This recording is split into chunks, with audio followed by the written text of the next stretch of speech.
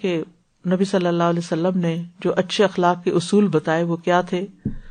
آپ نے فرمایا تم لوگ ایک دوسرے سے حسد نہ کرو، نہ ایک دوسرے کے خلاف ریٹ بڑھاؤ یعنی بزنس میں، نہ ایک دوسرے سے بغض رکھو، نہ ہی ایک دوسرے سے روگردانی کرو، اور تم میں سے کوئی کسی کے سودے پہ سودا نہ کرے.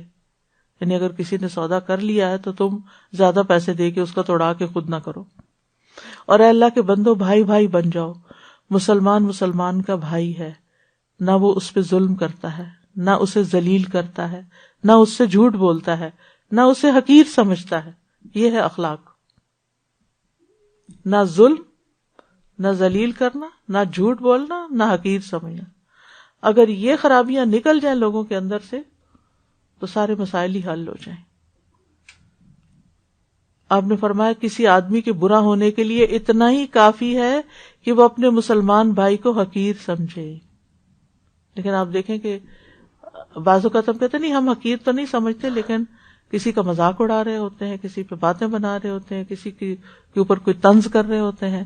تو یہ جو کسی کو حقیر سمجھتا ہے اسی کے ساتھ ایسا کرتا ہے. اگر کوئی کسی کی عزت کرتا ہے تو اس کا مذاق تھوڑی اڑاتا ہے، اس پہ طنز تھوڑی کرتا ہے. رسول اللہ صلی اللہ علیہ وسلم نے فرمایا مومن محبت کرتا ہے اور اس سے محبت کی جاتی ہے.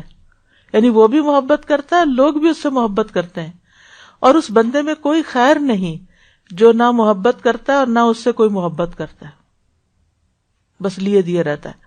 اور لوگوں میں سب سے بہترین وہ ہے جو ان کے لیے سب سے زیادہ نفع بخش ہے، سب سے زیادہ نفع بخش، جو سب سے زیادہ لوگوں کو فائدہ پہنچاتا ہے، وہ سب سے بہتر انسان ہے.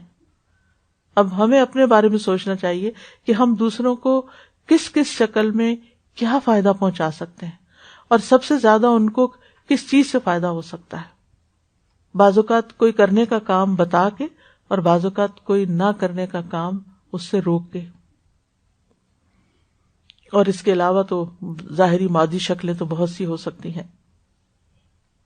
پھر اسی طرح دوسروں کے بارے میں اچھا گمان رکھنا اور دوسروں کے لیے خیر خواہی کرنا. اور پھر آپ دیکھیے کہ اچھا اخلاق جو ہے یہ انسانیت کا حسن ہے، ایک خوبصورتی ہے، ماحول کو خوبصورت بناتا ہے، کام کو آسان کر دیتا ہے، اور ایک ماحول کے اندر ایک خوشگواری پیدا ہو جاتی ہے.